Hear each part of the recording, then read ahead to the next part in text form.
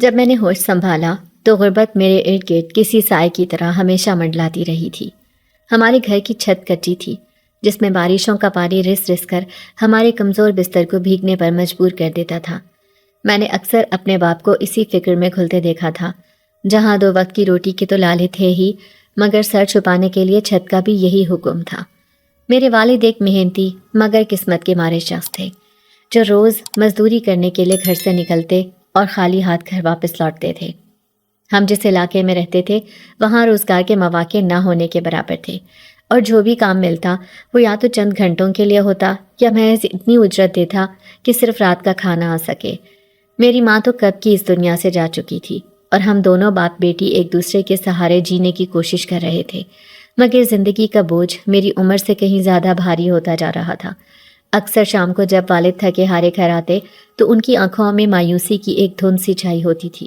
میں ان کے چہرے کے بدلتے زاویے، ان کے خشک ہونٹوں کی بے قراری اور ان کے چپ کے پیچھے چھپی درد بھری کہانی کو لفظ بلفظ پڑھ لیتی تھی۔ کئی بار ایسا ہوتا کہ ہم دونوں نے خالی پیٹ سو کر رات گزاری، اور صبح کی چائے بھی بس ایک خواہش بن کر رہ گئی۔ محلے والے بھی اب ہم سے نظریں چرانے لگے تھے، کیونکہ والد کئی لوگوں سے قرض لے چکے تھے اور ان کے پاس اب کچھ بھی نہیں بچا تھا کہ وہ واپس کر سکیں۔ میری تعلیم بھی غربت کی نظر ہو چکی تھی۔ میں نے بمشکل 5ویں جماعت مکمل کی تھی، اور اس کے بعد گھر کے حالات نے مجھے کتابوں سے دور کر دیا تھا۔ میں سارا دن چھوٹے موٹے گھریلو کام کرتی، کبھی کسی پڑوسن کے ہاں صفائی کر لیتی، کبھی ہاتھ کی بنی چوڑیاں بیچنے بازار چلی جاتی، مگر یہ سب صرف 2 وقت کی روٹی کی کوشش تھی، کوئی مستقبل نہ تھا۔ ایک دن جب والد بہت دیر سے گھر لوٹے تو ان کے چہرے پر ہمیشہ کے برعکس ایک عجیب سی سنجیدگی اور سوچ نظر آئی۔ وہ خاموشی سے بیٹھ گئے اور میں نے انہیں غور سے دیکھا۔ ان کے ہاتھ میں ایک پرانا لفافہ تھا جس کے کنارے مڑے ہوئے اور کچھ نم تھے۔ میں نے کچھ پوچھا تو وہ خاموشی سے مجھے دیکھتے رہے، جیسے ان کی آنکھوں میں کچھ کہنے کی طاقت ہی نہ بچی ہو۔ پھر وہ آہستہ آہستہ گویا ہوئے، آج انہیں ایک ایسا شخص ملا ہے جو بہت امیر ہے، گاؤں سے تھوڑا دور ایک حویلی میں رہتا ہے، جس کے بارے میں مشہور ہے کہ وہاں کے نوکر چاکر بھی شاہانہ انداز میں رہتے ہیں۔ اس آدمی نے والد کو کہا تھا کہ وہ اپنی بیٹی کو اس کی حویلی میں کام کرنے کے لیے بھیجے، بدلے میں وہ انہیں اتنی رقم دے گا جو شاید انہوں نے پوری زندگی بھی نہ دیکھی ہوگی۔ یہ سنتے ہی میرے پیروں تلے زمین نکل گئی۔ میں جانتی تھی کہ میرے والد کتنے مجبور ہیں، مگر میں نے کبھی تصور بھی نہیں کیا تھا کہ میری زندگی کے فیصلے اس طرح ہوں گے۔ والد نے مجھ سے نظریں چرا کر کہا کہ وہ خود بھی یہ سب نہیں چاہتے تھے، مگر حالات نے انہیں مجبور کر دیا ہے۔ انہوں نے بتایا کہ وہ آدمی خاص طور پر مجھے ہی کام پر رکھنا چاہتا ہے، کیونکہ اس کی ماں بوڑھی ہے اور اسے کسی نوجوان اور تیز لڑکی کی ضرورت ہے جو اس کا خیال رکھ سکے، صفائی کرے، کھانے کا انتظام دیکھے، اور جو بھی کام کہا جائے خاموشی سے کر دے۔ والد کی زبان تو سادہ تھی، مگر ان کے لہجے میں چھپی بے بسی نے مجھے اندر سے چیر دیا۔ وہ شخص جو ساری عمر اپنی بیٹی کو کسی کی خدمت میں نہیں ڈالنا چاہتا تھا، آج خود میرے لیے نوکری کا بندوبست کر رہا تھا، صرف اس لیے کہ ہم بھوکے نہ مریں۔ ہمارے گاؤں میں بے شک غربت کے ڈیرے تھے، مگر عورت کی عزت سب سے بڑھ کر تھی۔ میری ہم عمر لڑکیاں گھروں میں ہی محفوظ سمجھی جاتی تھیں۔ گاؤں کے زمیندار وڈیرے اگر ان پر نظر ڈالتے تو پھر ان کی عزت کبھی محفوظ نہیں سمجھی جاتی تھی۔ یہی وجہ تھی کہ مجھ سمیت سبھی لڑکیاں زمینداروں یا امیروں سے 600 فٹ کی دوری برتتی تھی۔ مجھے بھی اب یہی خوف تھا کہ کوئی ظالم وڈیرا مجھ پر نظر رکھ چکا ہے اور اب میں محفوظ نہیں ہوں۔ مجھے کچھ شک سا ہوا، دل میں ایک انجانا سا خوف جاگ اٹھا، جیسے کوئی اندھیری رات ہو اور میں کسی سنسان راستے پر اکیلی چل رہی ہوں۔ میں نے والد سے پوچھا، ابا وہ کیسا آدمی ہے؟ کیا واقعی وہ صرف نوکری دینا چاہتا ہے یا اس کے ارادے کچھ اور ہیں؟ والد نے پلکیں جھکا کر کہا کہ وہ بھی نہیں جانتے، مگر اس آدمی کی آنکھوں میں ایک عجیب سا اعتماد اور غرور تھا، جیسے وہ جو کہہ دے وہی قانون ہو۔ انہوں نے مزید بتایا کہ وہ شخص بات کم کرتا ہے، مگر جب کرتا ہے تو اس کا لہجہ سرد ہوتا ہے، جیسے وہ جذبات سے خالی ہو، اور اس نے یہ بھی کہا کہ کام کے دوران لڑکی کو کسی سے زیادہ بات چیت کرنے کی اجازت نہیں ہوگی، صرف کام کرے اور خاموش رہے۔ جبکہ مجھے اس بات پر ہرگز یقین نہ ہوا کہ وہ محض مجھ سے کام ہی کروانا چاہتا ہے۔ مجھے شروع سے ہی اس کی ارادوں اور نیت میں کھوٹ نظر آنے لگی۔ میں نے وہ رات نہایت بے چینی میں گزاری۔ میرے ذہن میں ہزاروں سوالات کل بلانے لگے۔ کیا واقعی میرا والد میرے بہتر مستقبل کے لیے یہ سب کر رہا ہے، یا غربت نے انہیں اس حد تک مجبور کر دیا ہے کہ وہ میرے معصوم خوابوں کا سودا کرنے لگے ہیں؟ میں نے خود سے کہا، میں کوئی چیز نہیں ہوں جو ایک امیر آدمی کی مرضی کے مطابق اس کی حویلی میں رکھ دی جائے۔ مگر جب صبح ہوئی تو والد کے ہاتھ میں ایک نیا جوڑا، ایک چھوٹا سا بیگ اور وہی پرانا لفافہ تھا جس میں اس امیر آدمی نے کچھ رقم رکھ دی تھی۔ میں نے والد کی آنکھوں میں امید کی چمک دیکھی، جیسے وہ تصور کر رہے ہوں کہ شاید اب زندگی کچھ بہتر ہو جائے گی، مگر میرے دل میں جو بے چینی تھی وہ ہر لمحہ بڑھتی جا رہی تھی۔ گاؤں کے لوگ بھی حیرت میں تھے کہ ہمارے جیسے غریب گھرانے میں اچانک خوشحالی کے آثار کیسے نظر آنے لگے۔ کچھ لوگوں نے تو والد پر طنز بھی کیا، بھائی لگتا ہے قسمت جا گئی ہے تمہاری۔ ہاں بیٹی جو جوان ہوئی، اب تو پیسوں کی کمی بھی نہیں ہوگی۔ والد ان باتوں کا کوئی جواب نہ دیتے، بس خاموشی سے سر جھکا دیتے، جیسے ان کی زبان پر تالا پڑ گیا ہو۔ مگر میں جانتی تھی اندر سے وہ ٹوٹ چکے ہیں۔ وہ مجھ سے نظریں نہیں ملا پاتے تھے، جیسے اپنے کیے پر شرمندہ ہوں۔ مگر حالات نے انہیں اس مقام پر لا کھڑا کیا تھا جہاں ایک باپ کو اپنی بیٹی کو ایک انجان حویلی میں بھیجنا پڑ رہا تھا۔ میں نے دل میں فیصلہ کر لیا کہ چاہے جو ہو جائے میں اپنی خودداری نہیں چھوڑوں گی۔ اگر قسمت نے مجھے اس حویلی میں بھیجا ہے تو میں وہاں بھی اپنے اصولوں کے ساتھ جاؤں گی۔ مگر دل کے کسی کونے میں ایک انجانا خوف چھپا بیٹھا تھا۔ کیا وہ حویلی واقعی ایک امیر انسان کا گھر ہے، یا کوئی ایسا اندھیرا جو میری معصومیت کو نگل جائے گا؟ گاؤں کی مٹی سے لپٹی میری سادہ زندگی میں شاید کچھ بھی خاص نہ تھا، سوائے اس کے کہ قدرت نے مجھے ایک ایسی خوبصورتی عطا کی تھی جو ہر نگاہ کو اپنی طرف متوجہ کر لیتی تھی، چاہے میں چاہوں یا نہ چاہوں۔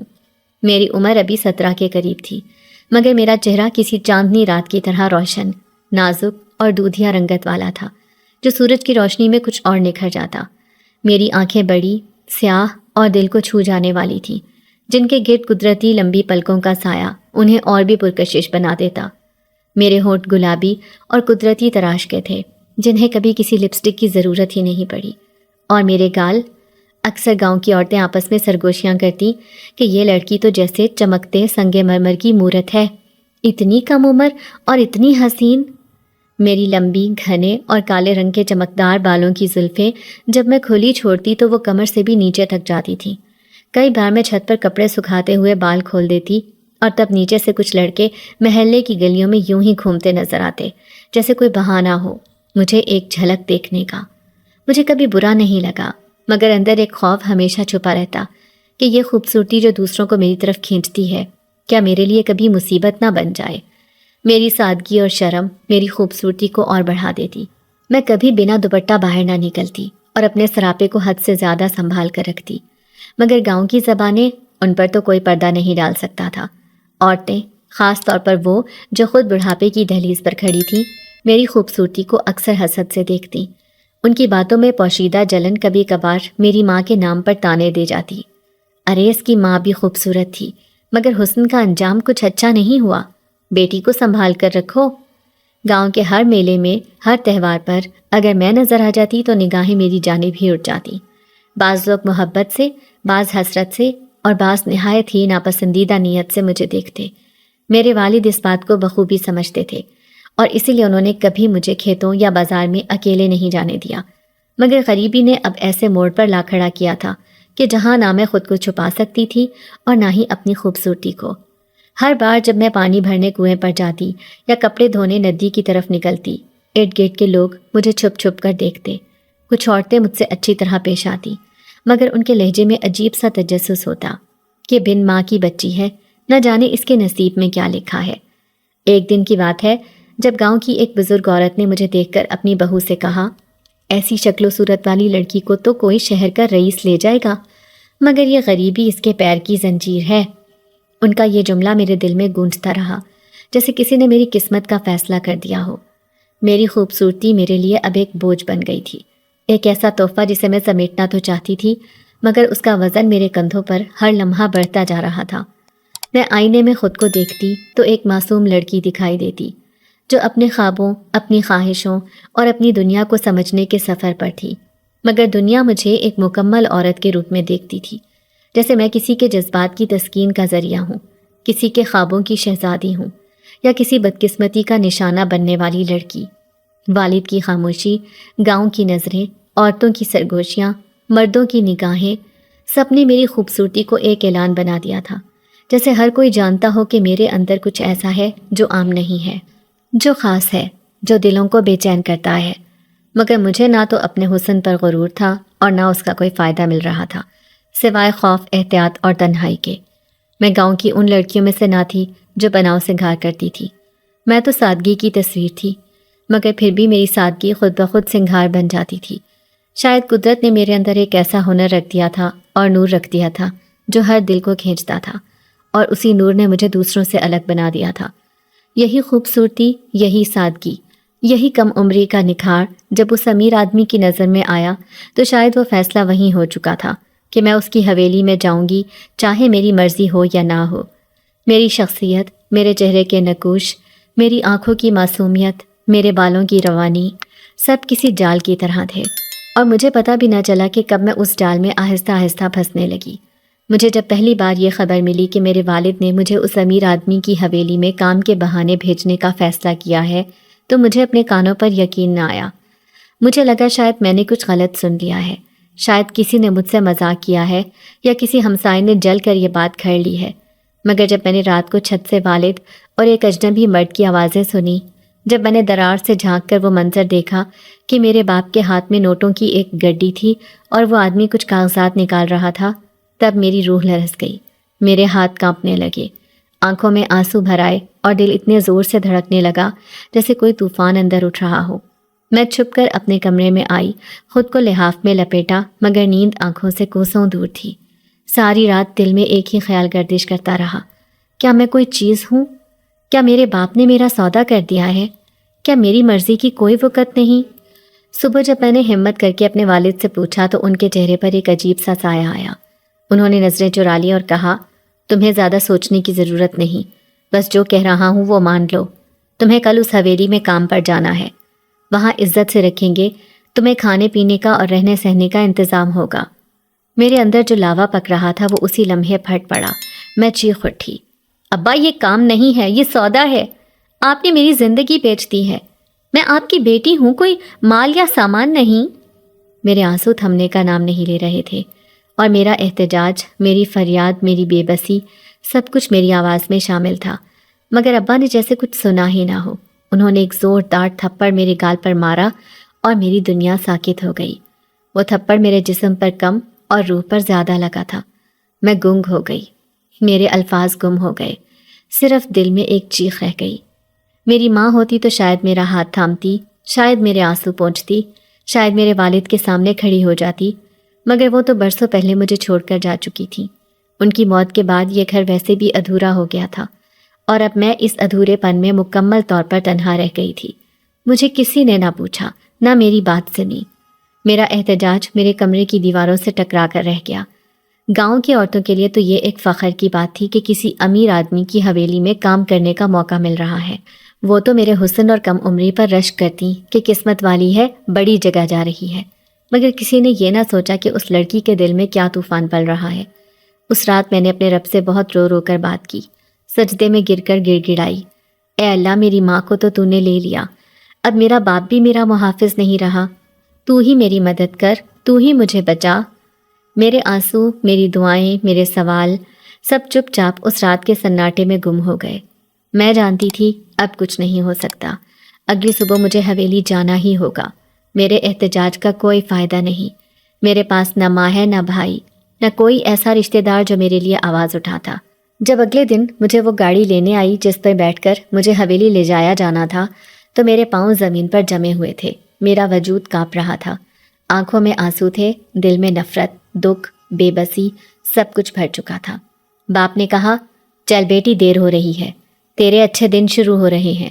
اور مجھے لگا جیسے کسی نے میرے جذبات، میری مرضی اور میرے خوابوں کو ایک ہی پل میں رونت ڈالا ہو۔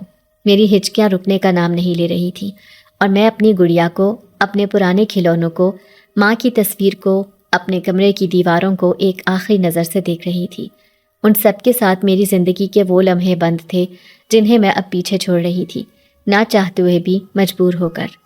گاڑی میں بیٹھ کر جب میں پیچھے مڑ کر اپنے گھر کو دیکھ رہی تھی تو آنکھوں کے سامنے دھند چھا گئی تھی، میرے باپ کی صورت دھندلی ہو رہی تھی، دل چیخ رہا تھا، ابا کیوں؟ مگر زبان خاموش تھی۔ کچھ آوازیں صرف دل میں جنم لیتی ہیں اور وہیں دم توڑ دیتی ہیں۔ میں نے خود سے کہا، اب تو جو ہوگا میں تنہا جھیلوں گی۔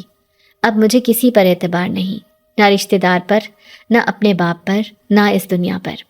اور اس لمحے پہلی بار میں نے خود کو کمزور نہیں بلکہ مضبوط محسوس کیا، جیسے میری روح اندر سے کہہ رہی ہو، جب سب چھوڑ جائیں تو خود اپنا سہارا بننا سیکھو۔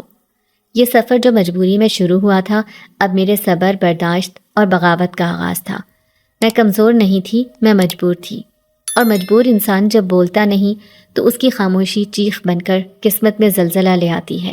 جس دن میں نے پہلی بار حویلی کے در و دیوار کو دیکھا، ایک بے نام سا خوف میرے دل میں سرایت کر گیا۔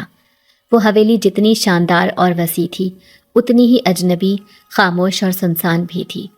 ہر گوشہ، ہر کونا کسی راز میں لپٹا ہوا محسوس ہوتا تھا، جیسے دیواریں کچھ کہنا چاہتی ہوں مگر خاموش ہوں، جیسے دروازوں کے پیچھے کچھ چھپا ہو، اور ہر راہداری میں میرے قدموں کی چاپ کے ساتھ ایک انجانی آہٹ بھی چل رہی ہو۔ میں دل ہی دل میں سہم گئی تھی، مگر چہرے پر ضبط کی چادر تان لی تھی۔ باپ کی عزت، گاؤں کی باتیں اور اپنی بے بسی کو نگل کر خاموشی سے قدم اندر رکھ دیا۔ مجھے معلوم تھا میں جو کچھ بھی کہوں، کچھ بھی کروں، میرے الفاظ کسی کے دل کو نہیں چھو سکتے۔ میں اب ایک سودا بن چکی تھی، ایک خاموش سودا جس کی قیمت طے ہو چکی تھی۔ پہلے دن حویلی میں مجھے کمرے، باورچی خانے اور کام کے اوقات سمجھائے گئے۔ وہ نوکرانی جو برسوں سے یہاں کام کر رہی تھی، اب بوڑھی ہو چکی تھی اور اکثر بیمار رہتی تھی۔ اس نے مجھے کام سکھانا شروع کیا، مگر ان سب کے بیچ ایک آنکھ مسلسل مجھے گھورتی محسوس ہوتی۔ وہ آنکھ جس کے پیچھے ایک حسین چہرہ تھا، وہ امیر زادہ جس کے لیے میرے باپ نے میری زندگی کی قیمت لی تھی۔ اس کی نظریں بے تاثر سی تھیں، جیسے اسے میرے وجود سے کوئی غرض نہ ہو، یا شاید بہت زیادہ ہو۔ وہ اکثر خاموشی سے میرے کام کرنے کو دیکھتا، کچھ کہتا نہیں، بس ایک سناٹے جیسا تاثر چھوڑ جاتا جو میرے دل میں ہلچل مچا دیتا۔ میں اکثر سوچتی، اگر اسے مجھ میں دلچسپی نہیں تو کیوں میرے باپ نے مجھے یہاں بھیجا؟ کیوں میرے وجود کو نوٹوں کے بدلے دے دیا؟ مگر اصل طوفان تو اس وقت آیا جب ایک دن رات کو میں باورچی خانے میں برتن سمیٹ رہی تھی اور اچانک نوکرانی میرے قریب آئی۔ اس کے ہاتھ میں کوئی پرانا کاغذ تھا، اس کی آواز سرگوشی جیسی تھی۔ بیٹی، تمہیں پتہ ہے تمہارا نکاح ہو چکا ہے؟ میں ہکا بکا اسے دیکھنے لگی۔ کیا؟ کیسا نکاح؟ وہ بولی، اسی امیر زادے کے ساتھ۔ کل مولوی آیا تھا، تمہارے باپ نے دستخط کیے، تم بے ہوشی میں تھی، یاد ہے؟ اس کل تمہیں اچانک چکر آیا تھا۔ میں نے جھرجھری لے لی، میرے جسم میں سنسناہٹ دوڑ گئی۔ یہ کیسے ہو سکتا ہے؟ میں چیخنے کو تھی مگر آواز گلے میں اٹک گئی۔ اس نے وہی کاغذ میرے ہاتھ میں تھمایا۔ یہ نکاح نامہ تھا، میرا نام، میرے والد کا نام، اس مرد کا نام جسے میں جانتی تک نہیں، سب کچھ لکھا تھا۔ میری آنکھوں کے آگے اندھیرا چھا گیا، جیسے کسی نے میرے خوابوں کو، میرے جسم کو، میرے اختیار کو بے صدا لوٹ لیا ہو۔ میں دیوار سے ٹیک لگا کر بیٹھ گئی، ہاتھ سے وہ کاغذ پھسل گیا، میری سانسیں بھاری ہونے لگی اور میں صرف ایک ہی سوال دل میں دہرائی جا رہی تھی، میرے ساتھ یہ سب کیوں؟ کیا میری ماں زندہ ہوتی تو ایسا ہوتا؟ کیا میرے والد اتنے سنگ دل ہو سکتے ہیں؟ مگر پھر یاد آیا، وہ تو خود اس سودے کے لیے رضامند تھے، بلکہ اصل شرط تو اگلے دن سامنے آئی تھی۔ اگلی صبح جب میں بدحواسی میں اپنے کمرے سے نکلی تو راہداری میں میرے والد اور اس امیر زادے کے درمیان گفتگو ہو رہی تھی۔ میں دروازے کے پیچھے چھپ کر سننے لگی۔ والد کی آواز میں لالچ، خود غرضی اور ایک مصنوعی محبت تھی۔ دیکھیں صاحب، میں اپنی بیٹی کو یوں بغیر نکاح آپ کے گھر نہیں چھوڑ سکتا تھا۔ گاؤں والے باتیں بنا رہے تھے، میری عزت داؤ پر لگی تھی۔ آپ کو اگر میری بیٹی کو رکھنا ہے تو نکاح کو چھپانا نہیں ہوگا، شرعی طریقہ رکھیں، نکاح کا اعلان کریں۔ اور امیر زادہ جو کہ ایک معمر، خاموش، تباہ انسان تھا، محض ایک سرد آہ بھر کر کہنے لگا، آپ کو اپنے پیسے مل چکے ہیں، شرط کے مطابق نکاح بھی ہو چکا ہے۔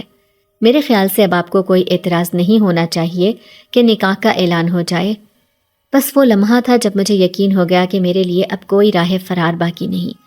باپ نے اپنی عزت کی آڑ میں میری زندگی کا سودا کر دیا تھا، مگر اصل مقصد وہ بھاری رقم تھی جو اسے اب مکمل ملنے والی تھی۔ اسے گاؤں کی باتوں کا بہانہ تھا، اصل میں تو اسے اپنی بیٹی کی عزت سے زیادہ پیسے عزیز تھے۔ اور میں تو ایک خاموش مہرا تھی جسے سب نے بیچ ڈالا، جس کی مرضی کو سب نے روند ڈالا۔ میرے اندر ایک بغاوت نے جنم لینا شروع کر دیا۔ میں نے خود سے وعدہ کیا کہ اب میں اپنی خاموشی کو اپنی کمزوری نہیں بننے دوں گی۔ میں اس گھر میں ضرور رہوں گی، اپنے فرض نبھاؤں گی، مگر اپنے وجود کو کسی کا غلام نہیں بننے دوں گی۔ مجھے معلوم تھا میں محض ایک نوکرانی کے طور پر یہاں لائی گئی ہوں۔ اس کا مجھ سے نکاح فقط ایک بہانہ تھا۔ میں نے اپنے آپ کو کمرے میں بند کر لیا اور پھوٹ پھوٹ کر اپنی قسمت پر ماتم کرنے لگی۔ سارا دن بیت چکا تھا، مگر مجال ہے جو کسی نے بھی میری پلٹ کر خبر لی ہو، اس لیے مجبوراً مجھے خود ہی واپس باہر آنا پڑا۔ پھر جیسے ہی میں حویلی کے مرکزی دروازے سے اندر داخل ہوئی، ایک سرد لہر میرے پورے جسم میں دوڑ گئی۔ سورج کی روشنی حویلی کی اونچی دیواروں سے ٹکرا کر اندر کی خاموشی کو مزید گہرا کر رہی تھی۔ اندر قدم رکھتے ہی مجھے لگا جیسے میں کسی اور دنیا میں آ گئی ہوں۔ حویلی بہت وسیع تھی، مگر اس کی وسعت میں ویرانی گھلی ہوئی تھی۔ ہر کمرہ، ہر راہداری، ہر کھڑکی جیسے کسی صدیوں پرانی کہانی کا حصہ ہو جو شاید ابھی ختم نہیں ہوئی۔ فرش پر بچھے قالین دبے دبے انداز میں قدموں کی آہٹ نگل جاتے اور اونچی چھتوں سے لٹکتے فانوس خاموشی کے ماتم میں جھومتے دکھائی دیتے۔ میں نے جب پہلی بار اندر سے اس فضا میں سانس لی تو اس میں عطر، پرانی لکڑی اور بند کمروں کی نمی کی ملی جلی بو تھی۔ ایک عجیب سا گھٹن بھرا سکوت تھا، جیسے ہوا بھی دھیرے دھیرے چل رہی ہو اور اس کی سانسیں بھی سنائی دے رہی ہوں۔ وہ نوجوان جس کے لیے میرے والد نے مجھے یہاں چھوڑا تھا، آہستہ آہستہ چلتا ہوا میرے پاس آیا اور بہت نرم مگر بے حد پراسرار لہجے میں بولا، یہ تمہارا کمرہ ہے، تم کل سے سرونٹ کوارٹر کے بجائے اسی حویلی میں رہو گی، باقی تمہیں وقت کے ساتھ سب سمجھ آ جائے گا۔ کمرے کا دروازہ کھلتے ہی میں ساکت رہ گئی۔ کمرہ خوبصورت تھا، مگر مجھے ایسا لگا جیسے اس میں کوئی موجود ہو۔ دیواروں پر پرانے انداز کی پینٹنگز تھیں، جن میں تصویریں کم اور نظریں زیادہ محسوس ہو رہی تھیں۔ پردے مہنگے اور بھاری تھے، مگر ان کی تھرتھراہٹ میں بھی کوئی پیغام چھپا تھا۔ الماری کے قریب جاتے ہی اچانک وہی سرد لہر دوبارہ میری ریڑھ کی ہڈی میں دوڑ گئی، جیسے کوئی مجھے پیچھے سے گھور رہا ہو۔ میں نے پلٹ کر دیکھا، کوئی نہیں تھا، مگر وہ احساس، وہ تاثر، وہ اب بھی وہاں تھا۔ اس نوجوان کی ماں ایک ضعیف، خاموش اور حیرت انگیز طور پر پراثر عورت معلوم ہو رہی تھی۔ پہلی بار وہ مجھے اس وقت ملی جب نوکرانی مجھے باورچی خانے کا راستہ دکھا رہی تھی۔ میں نے بس ایک جھلک ہی ان کو دیکھا تھا۔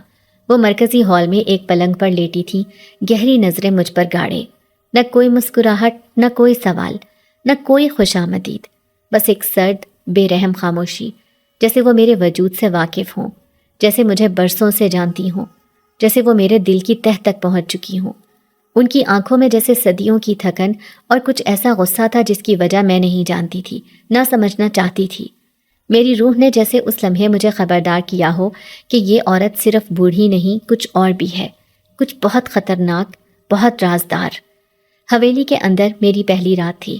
میری آنکھوں سے نیند کوسوں دور تھی۔ ہر تھوڑی دیر بعد مجھے کسی کے قدموں کی آہٹ سنائی دیتی۔ کبھی کوئی دروازہ دھیرے سے چرچراتا، کبھی کھڑکی کا پردہ بغیر ہوا کے ہلتا، اور کبھی کمرے کی دیواروں سے کسی کی سرگوشی کرنے کی آواز آتی۔ میں نے خود کو تسلی دی کہ شاید یہ سب میرے وہم ہے، مگر دل ماننے کو تیار نہ تھا۔ باہر لان میں پرانی سی جھولا کرسی ہلکی ہلکی حرکت کر رہی تھی، حالانکہ ہوا کا ایک جھونکا بھی نہیں تھا۔ میں نے کھڑکی بند کر دی، مگر دل کا کھٹکا بند نہ ہو سکا۔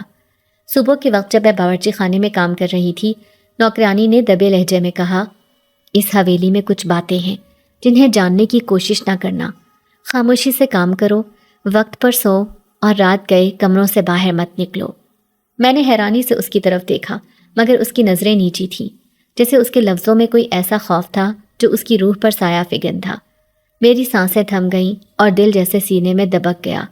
حویلی کے در و دیوار مجھے گھورتے تھے، اس کی خاموش دیواروں سے چیخیں سنائی دیتی، اس کی چھتوں سے کوئی سایہ جھانکتا محسوس ہوتا، اور وہ نوجوان، وہ امیر زادہ عجیب نظروں سے مجھے دیکھتا رہتا، جیسے میرے جسم سے نہیں میری روح سے بات کر رہا ہو۔ اس کی موجودگی میں سردی بڑھ جاتی، اور جب وہ کمرے سے نکل جاتا تو ماحول دوبارہ نارمل ہو جاتا۔ مجھے سمجھ آ گیا تھا کہ یہ حویلی صرف پتھروں، اینٹوں اور دروازوں کا مجموعہ نہیں، یہ کسی راز کا مسکن ہے، کسی دکھ، کسی اذیت، کسی پرانی قربانی کا گواہ ہے، اور اب میں اس راز کا حصہ بن چکی ہوں۔ وہ دن عام دنوں جیسا ہی شروع ہوا تھا، مگر جیسے جیسے دوپہر ڈھلتی گئی، حویلی کی خاموش فضا میں کچھ نیا سرسرانے لگا۔ میں کمرے میں کپڑوں کو تہہ کر رہی تھی جب پہلی بار وہ میرے بالکل قریب آ کھڑا ہوا۔ اس کی موجودگی کا احساس میرے جسم کی ایک ایک رگ و پے میں ایسے سرایت کر گیا جیسے صدیوں کی برف میری ہڈیوں میں اتر گئی ہو۔ وہ اتنے قریب تھا کہ اس کی سانسوں کی نمی میرے کانوں سے ٹکرا رہی تھی، اور میں چند لمحے کے لیے ساکت ہو کر رہ گئی۔ میں نے سر اٹھا کر اسے دیکھا۔ وہی امیر نوجوان جو خاموشی سے مجھے ہر روز ایک نئی گہری نگاہ سے دیکھا کرتا تھا مگر کبھی بولتا نہ تھا، آج اس نے زبان کھولی۔ اس کی آواز نرم، دھیمی اور دل میں اتر جانے والی تھی، مگر اس میں ایک عجیب سا سحر بھی تھا، جیسے ہر لفظ میرے دل کے کسی پوشیدہ تار کو چھیڑ رہا ہو۔ تمہیں یہاں آئے کچھ دن ہو گئے ہیں، کیسا لگ رہا ہے؟ اس نے کہا۔ سوال سادہ تھا لیکن اس کی آواز میں کچھ ایسا تھا کہ میرے لبوں سے آواز ہی نہ نکلی۔ میں نے نظریں جھکا لیں، دل زور زور سے دھڑکنے لگا۔ میں نے کبھی کسی مرد سے یوں قریب ہو کر بات نہیں کی تھی، اور وہ بھی ایسا شخص جو بظاہر انسان تھا مگر کچھ اس کے اندر ایسا تھا جو انسانوں سے مختلف تھا۔ اس کے چہرے پر گہری سنجیدگی چھائی تھی مگر آنکھوں میں ایک ایسی چمک تھی جو مجھے مضطرب کر رہی تھی۔ وہ آنکھیں سیاہ، گہری اور اسرار سے بھری ہوئی، میں ان میں دیکھنا چاہتی تھی مگر جیسے جیسے میں ان میں جھانکنے کی کوشش کرتی ویسے ویسے میرا اندر کانپنے لگتا۔ میں نے کئی بار خود کو سمجھایا کہ یہ سب میرا وہم ہے مگر اس کے آس پاس کی فضا کچھ اور ہی کہانی سنا رہی تھی، جیسے اس کے ارد گرد ہوا رک جاتی اور وقت تھم جاتا، جیسے وہ کسی اور جہان سے آیا ہو اور صرف میں ہی یہ محسوس کر سکتی ہوں۔ تم بہت مختلف ہو، اس نے پھر کہا، اور میری سانسیں جیسے رک گئیں۔ اس گاؤں میں کوئی تم جیسا نہیں، تمہارے اندر ایک روشنی ہے جو شاید تمہیں بھی نظر نہیں آتی۔ یہ کہتے ہوئے اس کی نظریں میرے چہرے سے ہوتی ہوئی میرے بالوں تک آئیں جو میری پیٹھ پر کھلے ہوئے تھے۔ میں نے فوراً دوپٹہ سر پر لیا اور ایک قدم پیچھے ہٹ گئی۔ وہ خاموش ہو گیا مگر اس کی خاموشی چیخنے لگی۔ اسی شام جب میں برآمدے میں جھاڑو لگا رہی تھی، اچانک بجلی چلی گئی۔ حویلی میں گھپ اندھیرا چھا گیا۔ میں نے جیسے ہی پیچھے مڑ کر دیکھا، وہ پھر وہیں کھڑا تھا، بغیر کسی آہٹ کے، بالکل اچانک، جیسے اندھیرے سے نکل کر میرے سامنے آ گیا ہو۔ ڈر گئی ہو؟ وہ بولا۔ یہ حویلی کئی صدیوں پرانی ہے، یہاں صرف دیواریں ہی نہیں، راز بھی سانس لیتے ہیں۔ میں نے ہونٹوں پر زبان پھیری لیکن جواب نہ دے سکی۔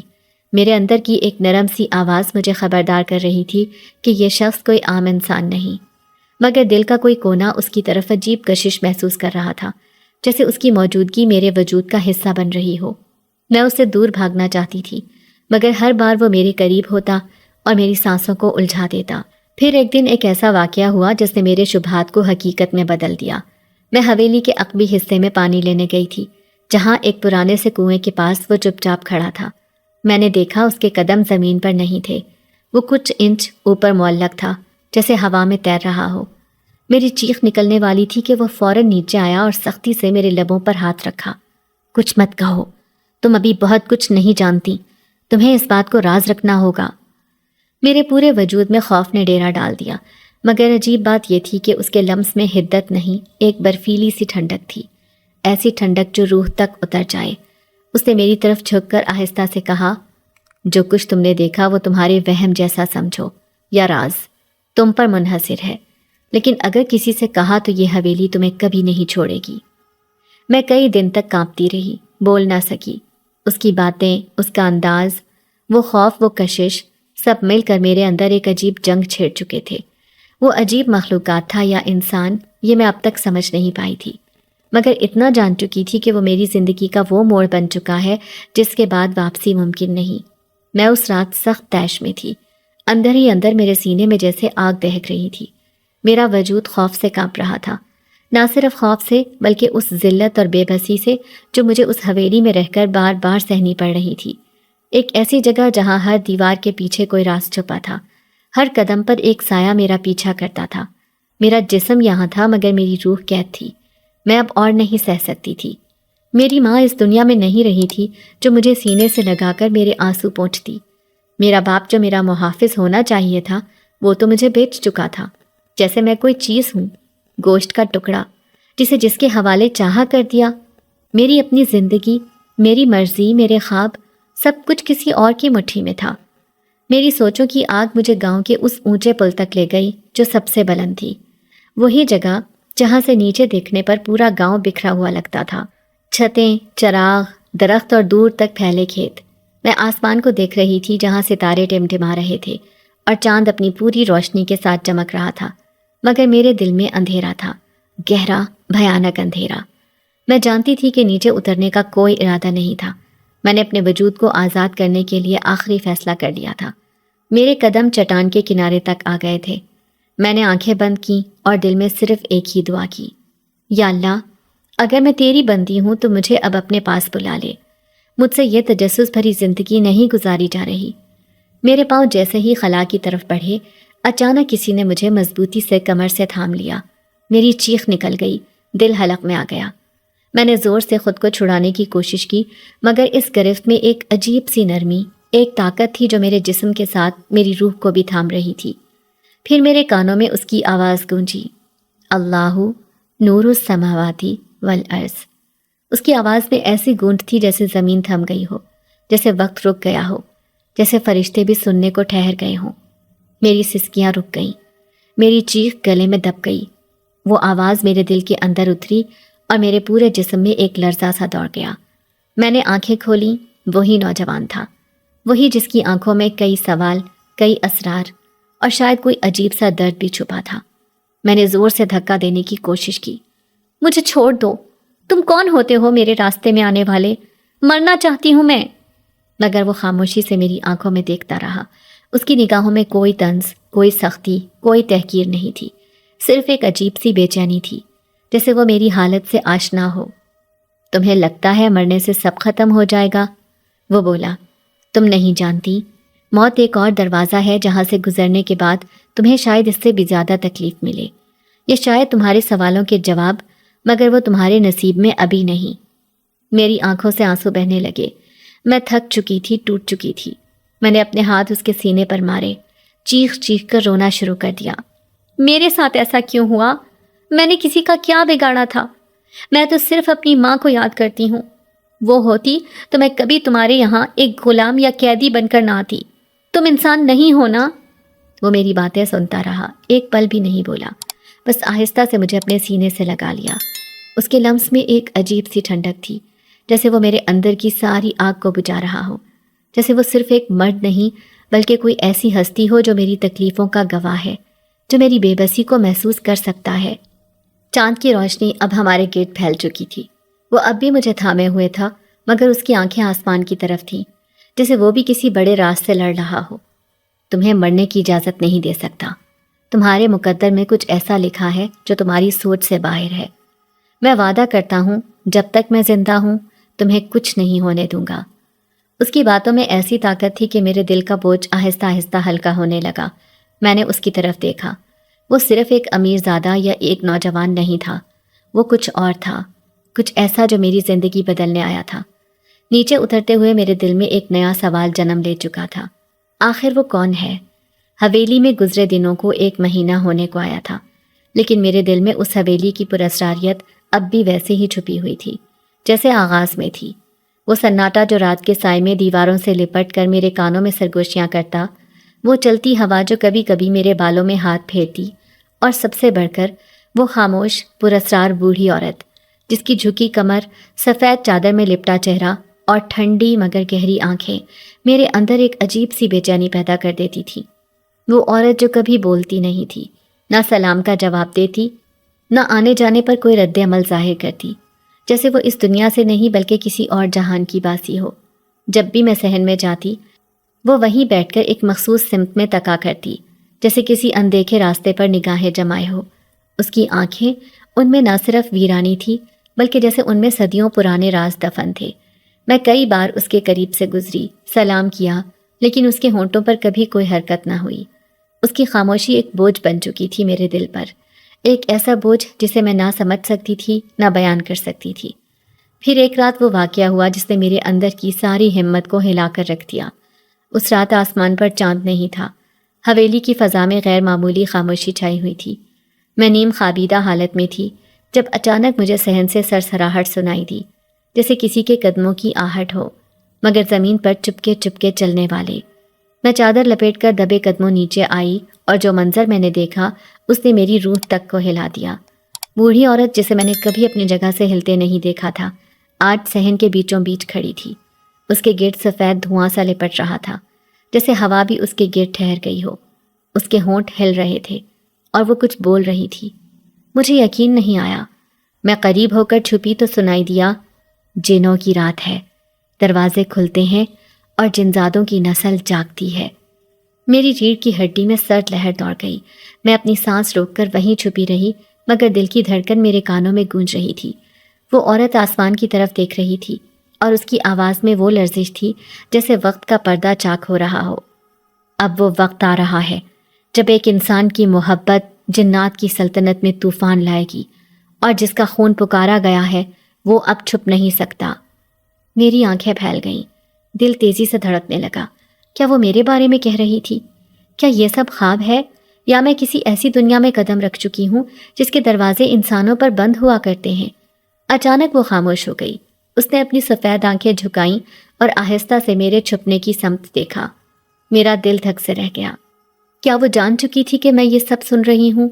میں وہاں سے بھاگنے کا سوچ ہی رہی تھی کہ وہ آہستہ سے بولی، جو دیکھ لیا اسے دل میں رکھ، کیونکہ جو راز زبان پر آ جائیں وہ جان لے لیتے ہیں۔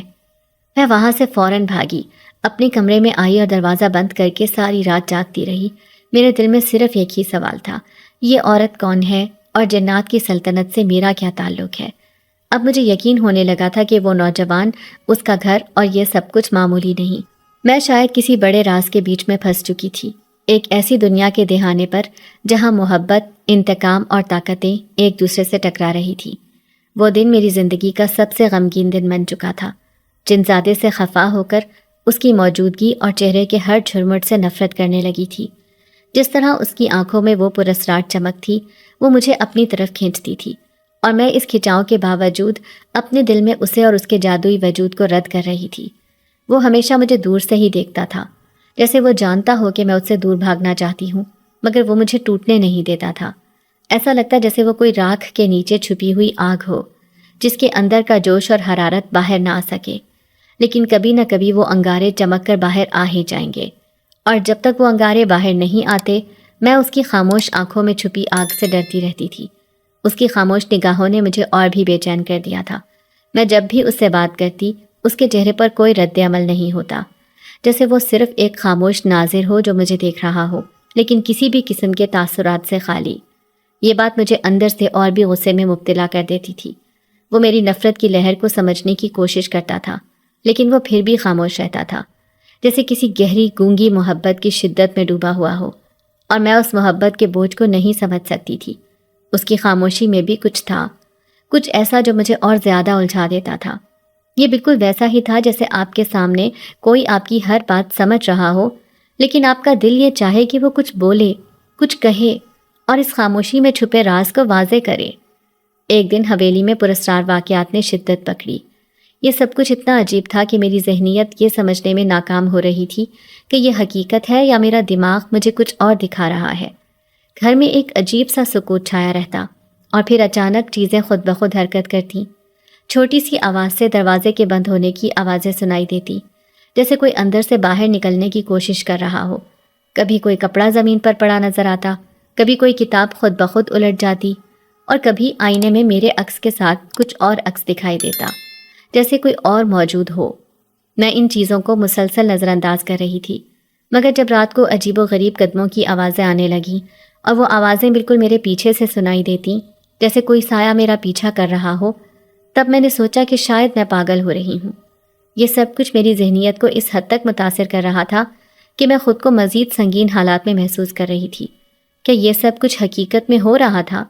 کیا یہ دنیا کے اوپر ایک اور غم اور راز چھپے ہوئے تھے جنہیں میں نہیں جان سکتی تھی؟ میرا دل دن بدن مزید خوف میں ڈوبا جاتا، لیکن اس کے باوجود ان سب چیزوں کو نظر انداز کر کے میں حویلی میں اپنی زندگی گزارنے کی کوشش کرتی رہتی۔ پھر ایک دن جب حالات میرے لیے مزید پیچیدہ ہو گئے، میں نے حویلی سے باہر نکلنے کا فیصلہ کیا۔ میرا دل مسلسل درد میں ڈوبا ہوا تھا، اور مجھے لگ رہا تھا کہ اگر میں نے اپنی زندگی کا راستہ خود منتخب نہیں کیا تو شاید میں ہمیشہ اس جنات کی سلطنت میں پھنس کر رہ جاؤں گی۔ میں گاؤں کے اوپر کی طرف بڑھتے ہوئے اپنی تقدیر کو سامنے دیکھ رہی تھی۔ جب میں اپنے گاؤں واپس جانا چاہتی تھی، اپنے باپ کے پاس، مجھے اب مزید یہاں رہنے سے گھٹن محسوس ہو رہی تھی۔ میری نظریں نیچے کی جانب گئیں، اور پھر اچانک احساس ہوا کہ میں ایک اندھی کھائی کے کنارے پر کھڑی ہوں، جہاں سے صرف ایک قدم مجھے گہرے سیاہ اندھیرے میں لے جا سکتا تھا۔ جیسے ہی میں ایک قدم آگے بڑھا رہی تھی، اچانک کسی نے مجھے کمر سے تھام لیا۔ میں چونک کر مڑی، اور یہ دیکھ کر میری سانس رک گئی کہ وہ نوجوان جنزادہ مجھے ایک مرتبہ پھر سے بچانے کے لیے میرے سامنے کھڑا تھا۔ اس نے مجھے اپنی مضبوط گرفت میں سمیٹ لیا اور میری گردن کے گرد اپنے ہاتھوں کی گرفت مضبوط کی، جیسے وہ جانتا ہو کہ اب مجھے کوئی بھی خطرہ نہیں پہنچ سکتا۔ میرے دل میں ایک عجیب سی کیفیت پیدا ہوئی اور میں جو خوف محسوس کر رہی تھی، میرے منہ سے ایک ہلکی سی آواز نکلی، شکریہ۔ وہ ایک لمحے کے لیے خاموش رہا اور پھر بولا، یہ میری محبت ہے کہ میں تمہیں کبھی تنہا نہیں چھوڑوں گا۔ اس کی آواز میں ایسا سکون تھا جیسے وہ نہ صرف مجھے بچانے کے لیے آیا ہو، بلکہ وہ خود بھی کسی طوفان کی گزرگاہ میں کھڑا ہو، جہاں اس کے ہر عمل کا ایک ہی مقصد ہو، میری حفاظت کرنا۔ میں اس کی خاموشی میں چھپی محبت کو محسوس کر سکتی تھی۔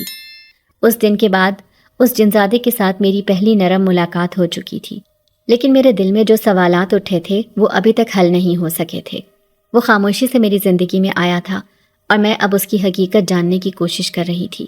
وہ مجھ سے کہنے لگا، تم صرف میری محبت ہی نہیں، میری شریک حیات بھی ہو۔ چلو میرے ساتھ واپس حویلی، اب تم مجھے چھوڑ کر نہیں جا سکتی۔ نہ جانے اس کی باتوں میں کیسا سحر تھا کہ میں واپس حویلی میں آ گئی۔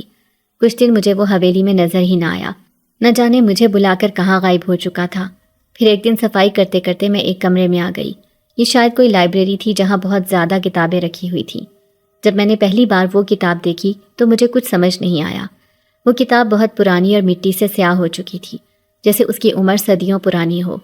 میں نے اسے کھولا اور اس کے صفحات پر جتنے الفاظ تھے وہ سب عجیب و غریب تھے، جیسے کسی جادو کی زبان میں لکھا ہو۔ لیکن جتنی دیر میں نے اس کتاب کی صفحات پر نظر دوڑائی، ایک خاص چیز میرے ذہن میں گونجنے لگی۔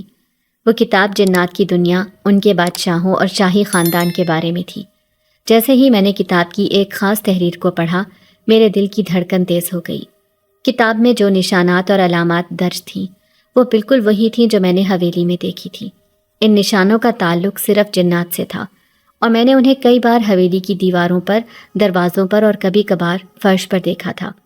کتاب میں جنات کی ایک خاص نسل کے بادشاہوں کا ذکر کیا گیا تھا، جنہوں نے اپنے شاہی خاندان کو ایک ایسی دنیا میں محصور کر لیا تھا جہاں انسانوں سے دور رہنا ضروری تھا۔ ان بادشاہوں اور ان کی سلطنت کا تذکرہ اس کتاب میں کیا گیا تھا، اور مجھے احساس ہوا کہ یہ کتاب نہ صرف جنات کی تاریخ بلکہ ان کی زندگیوں کے رازوں سے بھی پردہ اٹھاتی ہے۔ میں نے جلدی سے کتاب کو غور سے پڑھنا شروع کیا، اور ہر لفظ، ہر نشان اور ہر تصویر نے میرے دل میں ایک نیا خوف اور تجسس پیدا کیا۔ جنات کی دنیا کا یہ راز اتنا گہرا تھا کہ میں اس میں مزید غوطہ لگانے کے لیے بے چین ہو گئی۔ چند دن بعد میری نظر ایک اور پراسرار واقعے پر پڑی۔ وہ نوجوان جس کے بارے میں نے کئی بار سوچا تھا اور جس کے ساتھ میں ہر لمحہ ایک عجیب کشمکش میں مبتلا تھی، وہ دراصل جنات کے ایک شاہی خاندان سے تعلق رکھتا تھا۔ مجھے یہ انکشاف ایک رات اسی کتاب میں ملنے والی معلومات سے ہوا، جس کے بعد میں نے اپنی تمام تر بے چینی کو حقیقت کے روپ میں دیکھا۔ میں نے جتنی بار اس نوجوان کی موجودگی اور اس کے رویے پر غور کیا، اتنی ہی بار مجھے یہ احساس ہونے لگا تھا کہ وہ محض ایک جنزادہ نہیں تھا، بلکہ اس کا تعلق ایک عظیم شاہی خاندان سے تھا۔ وہ یہاں انسانوں کی دنیا میں اس لیے آیا تھا کیونکہ اس کے لیے یہ ایک سزا تھی، یا شاید ایک پناہ۔ اس کا انسانوں کی دنیا میں رہنا اس کے لیے ایک جلا وطنی کا معاملہ تھا، جہاں وہ اپنی اصل شناخت اور مقام سے دور تھا۔ جب یہ راز میرے سامنے آیا تو میرے دل میں ایک مختلف قسم کی کیفیت پیدا ہوئی۔ میں نے جب بھی اسے دیکھا تھا، مجھے ہمیشہ یہ لگتا تھا کہ وہ ایک عجیب کشش رکھتا ہے، لیکن اب یہ کشش مجھے اس کے ہونے کی حقیقت کے ساتھ جڑتی ہوئی محسوس ہونے لگی۔ وہ جنات کا ایک شہزادہ تھا، اور اس کا ہر عمل، ہر بات اور ہر حرکت اس حقیقت کی گواہی دے رہی تھی۔ اس کی آنکھوں میں جو چمک تھی وہ صرف ایک عام انسان کی چمک نہیں تھی، یہ ایک ایسی چمک تھی جو اس کی عظمت اور طاقت کو ظاہر کرتی تھی، اور یہ بات میرے دل میں ایک خوف، ایک جذبہ، دونوں کو بیدار کرتی تھی۔ اس تمام حقیقت کو جاننے کے بعد میرے دل میں ایک نیا رد عمل پیدا ہوا۔ پہلے میں اسے صرف ایک اجنبی، ایک خوفناک موجودگی سمجھتی تھی، لیکن اب مجھے یہ احساس ہونے لگا کہ وہ میرے لیے ایک محافظ کی طرح ہے۔ اس کا رویہ جو میں نے پہلے سخت اور بے رحمی سمجھا تھا، دراصل ایک نرم اور محافظت کی شکل تھی۔ وہ کبھی بھی میرے قریب نہیں آیا تھا، نہ ہی اس نے مجھے کبھی اذیت پہنچانے کی کوشش کی تھی۔ وہ ہمیشہ اپنی جگہ پر خاموشی سے موجود رہتا، جیسے وہ جانتا ہو کہ میرے دل میں خوف ہے اور وہ میرا تحفظ کر رہا ہو۔ اب جب کہ مجھے اس کی اصل حقیقت کا مکمل طور پر پتہ چلا تھا، میں اس کے بارے میں پہلے سے زیادہ سمجھنے کی کوشش کرنے لگی تھی۔ وہ نہ صرف ایک جنزادہ تھا، بلکہ اس کے اندر وہ محبت اور حفاظت بھی تھی جو میں نے پہلے نہیں پہچانی تھی۔ اس کے تمام رویے اور لفظوں کی حقیقت اب میرے لیے واضح ہو چکی تھی۔ میں نے اسے نفرت کی نظر سے دیکھنا چھوڑ دیا تھا، اور اب میرے دل میں ایک نرم مقام تھا جہاں محبت اور اعتماد نے جڑ پکڑنی شروع کر دی تھی۔ یہ حقیقت کا سامنا کرنے کے بعد میں نے محسوس کیا کہ وہ جو کچھ کر رہا تھا وہ صرف میرے لیے تھا، میرے تحفظ اور فلاح کے لیے۔ اس کا ہر قدم، اس کی ہر حرکت اور اس کی خاموش نگاہیں اب مجھے سمجھ آ چکی تھیں۔ وہ مجھے کسی بری نیت سے نہیں دیکھ رہا تھا، بلکہ وہ مجھے بچانے کے لیے وہاں تھا۔ وہ مجھ سے سچے دل سے محبت کرتا تھا۔ اس دنیا میں رہنے کے لیے اسے ایک انسانی لڑکی سے میل ملاپ کی ضرورت تھی، اور اس نے میرا انتخاب کیا تھا۔ جب میں نے اس کی حقیقت کو دل سے تسلیم کرنا شروع کیا تو ایک عجیب سا سکون میرے دل میں آیا۔ جو نفرت اور خوف کبھی میرے دل میں اس کی طرف تھا، وہ اب محبت اور سمجھ کی شکل اختیار کر گیا تھا۔ میں نے خود سے کہا کہ وہ جنزادہ ہے، لیکن اس کا تعلق ایک ایسی دنیا سے ہے جہاں انسانوں کی طرح محسوسات اور جذبات بھی ہوتے ہیں، اور مجھے اس کا احترام کرنا چاہیے۔ شاید اس کی حقیقت میرے لیے اتنی تکلیف دہ نہ ہوتی اگر میں نے پہلے اس کی اصل نوعیت نہ جانی ہوتی۔ وقت گزرتا گیا اور میں نے اسے ایک مختلف نظر سے دیکھنا شروع کیا۔ اس کی خاموشی، اس کی نگاہیں اور اس کی بے تکلف موجودگی، یہ سب کچھ میرے دل میں ایک نیا باب کھول رہا تھا۔ وہ صرف ایک جنزادہ نہیں تھا، بلکہ ایک ایسا وجود تھا جو شاید اپنی دنیا سے تنگ آ کر یہاں آیا تھا، اور اب وہ میری حفاظت کر رہا تھا جیسے کہ وہ اپنی تقدیر کو چیلنج کر رہا ہو۔